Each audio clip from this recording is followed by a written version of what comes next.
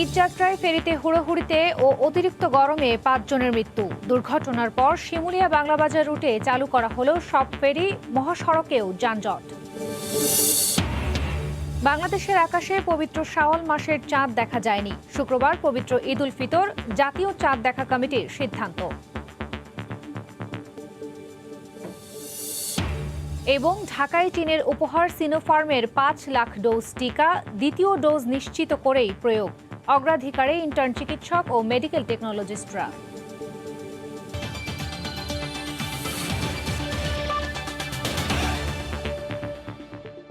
দেখছিলেন শিরোনাম, জনপদের সময়ের সঙ্গে আছি আমি খান তাজনিন আসাদ। ঈদ যাত্রায় হুড়োহুড়ি এবার কেড়ে নিল প্রাণ। শিমুলিয়া বাংলাবাজার রুটের ফেরিতে অতিরিক্ত যাত্রীর চাপ আর গরমে মারা গেছেন নারী শিশু সহ ৫ জন, আহত হয়েছেন অন্তত ১৫ জন। এদের চিকিৎসা দেয়া হচ্ছে শিবচর উপজেলার স্বাস্থ্য কমপ্লেক্সে। মৃতদের মধ্যে যে ৩ জন শনাক্ত হয়েছেন তাদের ২ জন মাদারীপুর এবং একজনের বাড়ি বরিশাল। সঞ্জয় কর্মকার, অভিজিৎ ও নাসির উদ্দিন উজ্জ্বলের তথ্য ছবি নিয়ে রিপোর্ট।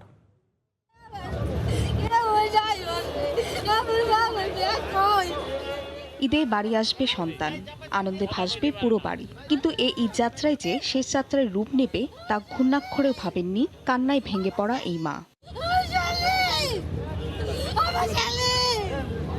মুন্সিগঞ্জের শিমুলিয়া থেকে মাদারীপুরে বাংলাবাজার ঘাটে ফেরা কোনো ফেরিতেই তিল ধারণের জায়গা থাকে না। বুধবার সকালে যাত্রী বোঝাই ফেরি শাহপরানে মারা যায় এক শিশু। এরপর এনায়েতপুরি ফেরি থেকে নামার সময় হুড়োহুড়ি আর অতিরিক্ত গরমে আরও ৪ জন মারা যান, আহত হন অনেকে। একে অতিরিক্ত যাত্রীর চাপ, তার উপর ঘাটে ফেরার আগেই নামার প্রতিযোগিতা শুরু হয় বলে জানান প্রত্যক্ষদর্শীরা। ১ থেকে ১৫০ মানুষ অজ্ঞান হয়ে পড়ে গেছে। আগে নামার জন্য একটা প্রতিযোগিতা শুরু হয়ে যায়, তো যার কারণে দেখা গেছে যে হুড়োহুড়ির মধ্যে ফেরির ডালাটা ফালানোর আগ মুহূর্তে আর কি এই হুড়োহুড়িটা হয়। প্রচুর লোক করছে, মানে ধারণ ক্ষমতার বাইরে লোক করছে। আহত হয়েছে ওই চাপে এবং গরমে এবং পাড়ায়। আহতদের ১২ জনকে ঘাটে অস্থায়ী ক্যাম্প করে চিকিৎসা দেওয়া হয়। গুরুতর আহত ৩ জনকে ভর্তি করা হয় শিবচর উপজেলা স্বাস্থ্য কমপ্লেক্সে। ফেরি দিয়ে পার হওয়ার সময় অনেক লোক হিট স্ট্রোকে আক্রান্ত হয়েছে। যেরকম প্রচণ্ড রৌদ্রের তাপ, ঘাম, যার কারণে পানি শূন্যতা, এই রকম অবস্থা। নিহতদের মধ্যে মাদারীপুরের কালকিনি উপজেলার নিপা, শরীয়তপুরের আনসুর মাদবর এবং বরিশালের মুলাদ্বীপ নুরুদ্দিন, এই ৩ জনের পরিচয় মিলেছে। এদিকে নিহতদের প্রত্যেক পরিবারকে ২০,০০০ টাকা করে দেওয়ার ঘোষণা দিয়েছে জেলা প্রশাসন। ফাহরিয়া ফারজানা, সময় সংবাদ। এই মুহূর্তে মাদারীপুরের বাংলাবাজার ঘাটে আছেন নাসির উদ্দিন উজ্জ্বল এবং মুন্সিগঞ্জের শিমুলিয়া ঘাটে আছেন সানবীর রুপল। সরাসরি যাচ্ছি তাদের কাছে। প্রথমেই যাব উজ্জ্বলের কাছে। উজ্জ্বল, তাজদিন, এই যে বিআইডব্লিউটিএ যে ঘোষণাটি দিয়েছে যে ফেরি চলাচল এই শিমুলিয়া বাংলাবাজার রুটে স্বাভাবিক, এই ঘোষণাটি দেওয়ার আগে থেকে কিন্তু গতকালও দিনের বেলা স্বাভাবিক ফেরি সবকটি ফেরি কিন্তু এই ঈদে ঘরমুখ মানুষদেরকে পারাপার করেছে এবং আজও সেটি ছিল অব্যাহত। তবে এই ঘোষণাটির কারণে হয়তো আরো কিন্তু এই ফেরিঘাটে চাপ বেড়ে যাবে। যেটি আমরা বলছিলাম যে গেল শুক্রবার থেকে যখন ঈদে ঘরমুখ মানুষের ঢল শুরু হয়, তখনই কিন্তু তারা আকস্মিক এই শুক্রবার রাতে আনুষ্ঠানিকভাবে ঘোষণা দেয় মিডিয়াতে যে শনিবার থেকে দিনের বেলা আর কোনো ফেরি চলাচল করবে না। যার কারণে কিন্তু সংকট তৈরি হয় এবং মানুষ অনেক এসে দুর্ভোগে পড়ে যায়। ঢল কিন্তু ঠেকানো যায়নি। এই ঢল ঠেকানোর জন্য কিন্তু আবার বিজিবি নিয়োগ দেওয়া হয়েছিল রবিবার থেকে। এই বিজিবি কিন্তু ২ প্লাটুন বিজিবি এখানে নিয়োগ হয়ে বিভিন্ন পয়েন্টে তারা অবস্থান নিয়ে চেকপোস্ট তৈরি করেছেন। আইন শৃঙ্খলা বাহিনী, ম্যাজিস্ট্রেট তারা কাজ করেছেন, কিন্তু ঢল কিন্তু থামানো যায়নি। এখন আজকে যেই ঘটনাটি ঘটেছে, ঈদের একদিন আগে যেভাবে মানুষের ঢল আজকে আমরা সকাল থেকে দেখেছি, সেটি কিন্তু অবিশ্বাস্য রকম।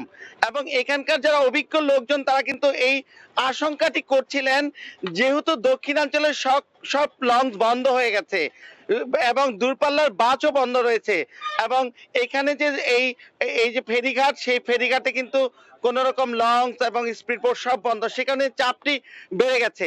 এবং আজকে যে ৫ জন মারা গেছেন এবং ফেরিতে প্রচন্ড গাদাগাদি এবং গরমের মধ্যে, তাদের মধ্যে কিন্তু ৩ জনের লাশ পরিবারের কাছে হস্তান্তর করা হয়েছে, আরো ২ জনের লাশ প্রক্রিয়া চলতেছে। এবং এই যে ঈদে ঘরমুখী মানুষের যে ঢল, সেই ঢল কিন্তু এখনো বন্ধ হয়নি। তো এখন যে স্বাভাবিক ঘোষণা করার পরে এখন কিন্তু আরো আইন শৃঙ্খলা বাহিনীকে আরো বেশি তৎপর থাকা দরকার বলে সংশ্লিষ্টরা মনে করছেন। এই ছিল এখানকার সবশেষ, এবং শিমুলিয়াতে আছেন সহকর্মী রূপম, তিনি জানাবেন সেখানকার অবস্থা।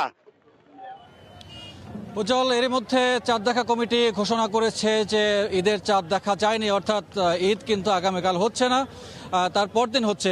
কিন্তু ঈদে বাড়ি ফেরা মানুষের স্রোত তবুও কিন্তু থামছে না।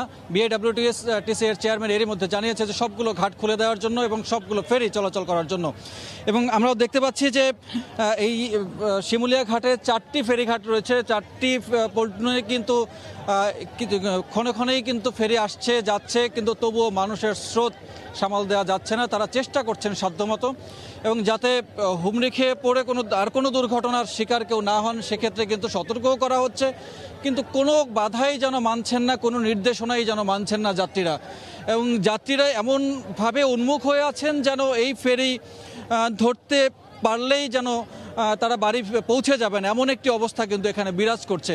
এবং যার ফলে অনেক সময় পণ্যবাহী ট্রাক বা অ্যাম্বুলেন্স বা ব্যক্তিগত যানবাহন সেগুলো কিন্তু বিভিন্ন জায়গায় এই ফেরিগুলোতে উঠতে কিছুটা বেগ পেতে হচ্ছে।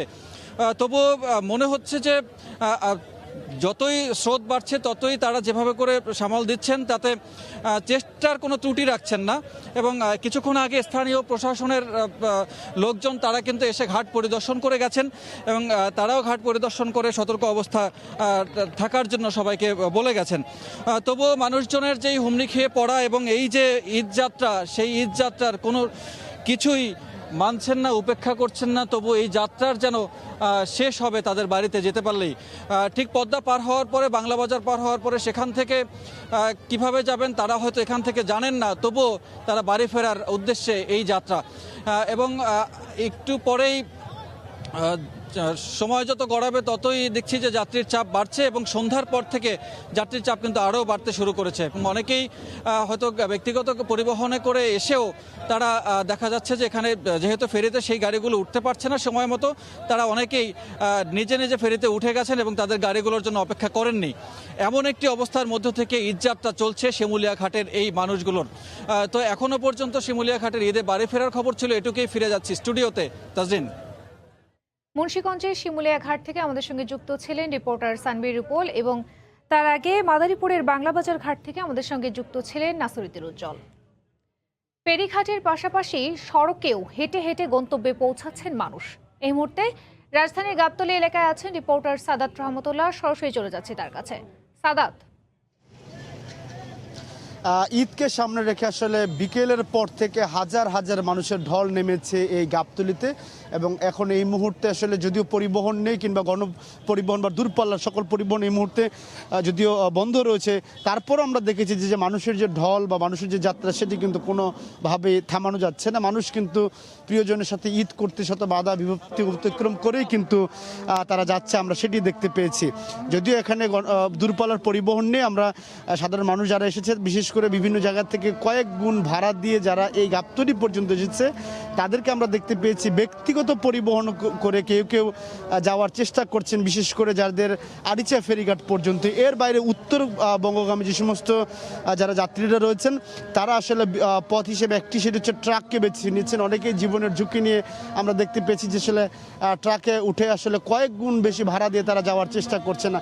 আপনি জানেন যে আসলে আজকে মূলত আসলে শেষ কর্মদিবস ছিল, এবং সেই কর্মদিবসের ফলে কিন্তু আমরা দেখতে পেয়েছি যে বিকেলের পরে অফিস শেষেই কিন্তু মানুষের যে উপস্থিতি সেটি কিন্তু গত অন্যান্য যে কোনো দিনের তুলনায় আমরা দেখতে পেয়েছি যে কয়েক গুণ বৃদ্ধি পেয়েছে। ফলে কয়েকাংশে আমরা দেখতে পেয়েছি আমিনবাজারে বেশ জ্যামের সৃষ্টি হয়েছে, ফলে কিছুটা দুর্ভোগ তৈরি হচ্ছে। সাধারণ মানুষ এই দুর্ভোগকে উপেক্ষা করে আমরা দেখতে পেয়েছি যে আসলে প্রিয়জনের সাথে ঈদ করতে ঢাকা যেতে শুরু করেছেন। কেউ কেউ মোটর সাইকেলে করে কিন্তু জীবনের ঝুঁকি নিয়ে যাচ্ছেন। সেক্ষেত্রে যে সমস্ত যাদের পরিবারের সদস্য সংখ্যা বেশি এমন মানুষের কিন্তু দুর্ভোগ চরমে এসে পৌঁছেছে। কারণ আপনি জানেন যে এই সুযোগে কিন্তু কয়েক গুণ বেশি ভাড়া নেওয়া হচ্ছে, যেই ভাড়া আসলে সাধারণ মানুষ তারা বলছেন যে আসলে এই ভাড়া যদি দূরপাল্লার পরিবহন খুলে দেওয়া হতো সেক্ষেত্রে কিন্তু অতিরিক্ত এত ভাড়া দিতে হতো না, কিংবা এই দীর্ঘ সময় ধরে তাদেরকে কিন্তু পায়ে হেঁটে যেতে হচ্ছে না।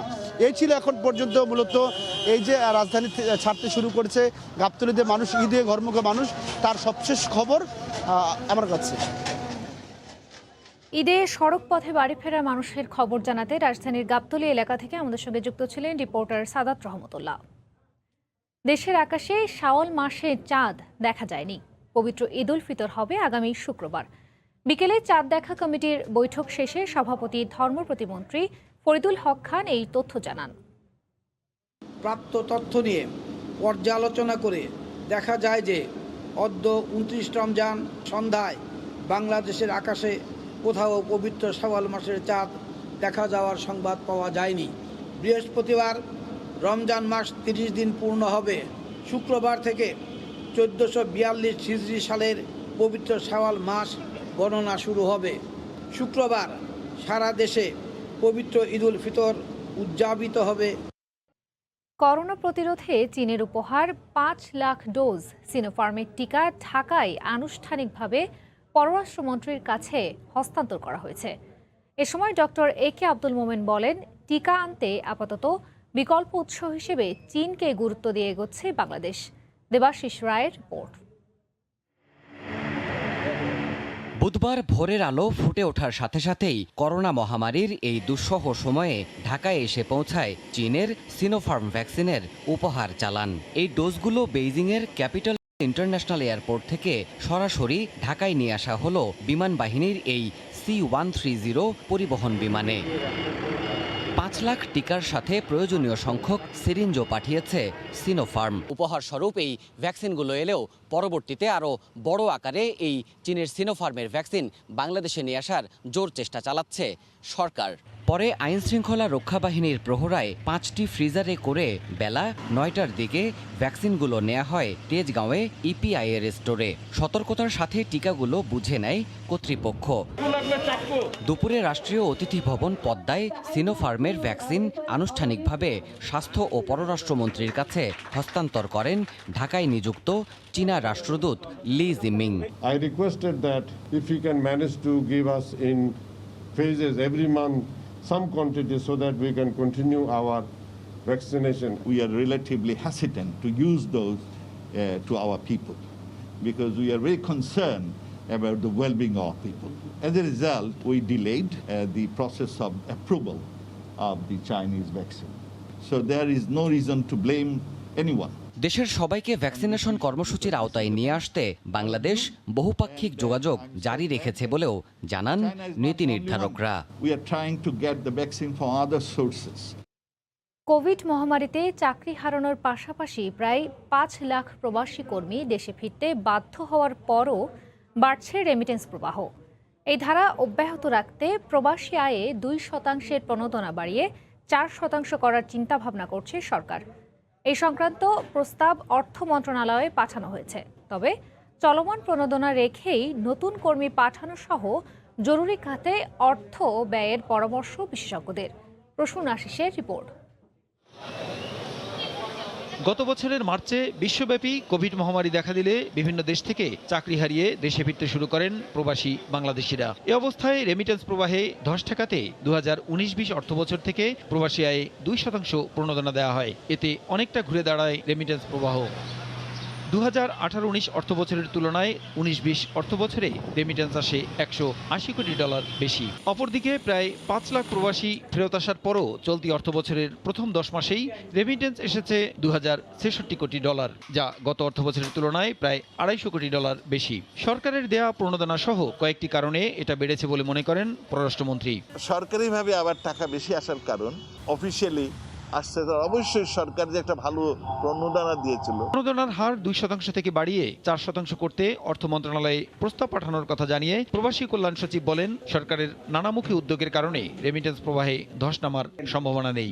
মূল জিনিসটা হচ্ছে যে মানুষ লিগ্যাল চ্যানেলে টাকা পাঠাবে, এটাকে উৎসাহিত করা।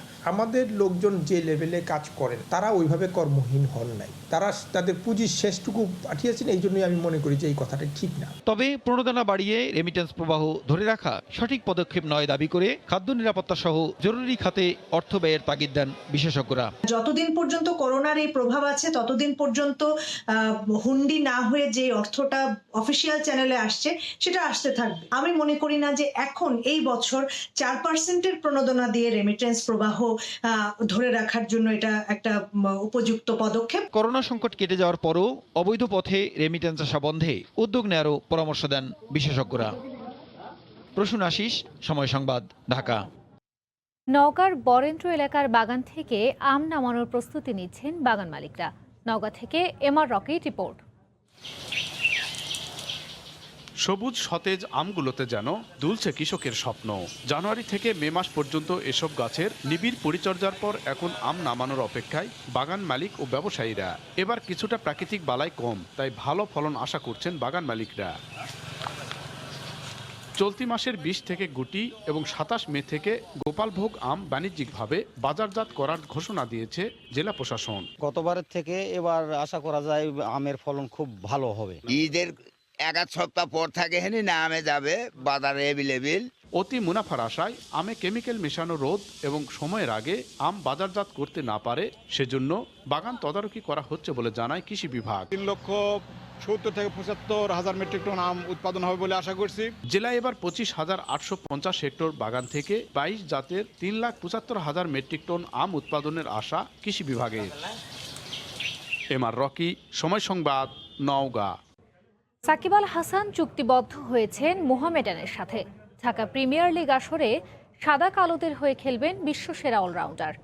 অন্যদিকে ঢাকা লিগে খেলবেন বলেই পাকিস্তান সুপার লিগে খেলতে এখনও আবেদন করেননি বলে নিশ্চিত করেছেন বিসিবির প্রধান নির্বাহী নিজামুদ্দিন চৌধুরী। সাকিবের সাথে আগেই কথা হচ্ছিল লিগ খেললে মোহামেডানে খেলবে বলছে, তো বলছে আমরা মোটামুটি প্রপোজাল দিচ্ছি, ওরা রাজি হয়ে গেছে। আমাদের সাথে প্রক্রিয়া শেষ। সাকিব মোহামেডানে আগেও খেলেছেন, অবশ্যই একটা আনন্দের ব্যাপার। আমরা সাকিবের সাথে কথা বলেছি, তার সাথে আমরা কন্ট্যাক্টটা করতে পারছি। এখানে বাইরের ডোমেস্টিক লিগে ফার্দার পার্টিসিপেশনের জন্য আমরা এখন পর্যন্ত কারো কোনো রিকোয়েস্ট পাইনি। আমরাও দেখেছি আপনাদের মতো, বাট রিকোয়েস্ট আসলে তখন বোর্ড সেটা বিবেচনা করবে। জানিয়ে দিচ্ছি জনপদের সময়ের শিরোনামগুলো। ঈদ যাত্রায় ফেরিতে হুড়োহুড়িতে ও অতিরিক্ত গরমে 5 জনের মৃত্যু। দুর্ঘটনার পর শিমুলিয়া বাংলাবাজার রুটে চালু করা হলো সব ফেরি। মহাসড়কেও যানজট। বাংলাদেশের আকাশে পবিত্র শাওয়াল মাসের চাঁদ দেখা যায়নি। শুক্রবার পবিত্র ঈদ উল ফিতর, জাতীয় চাঁদ দেখা কমিটির সিদ্ধান্ত।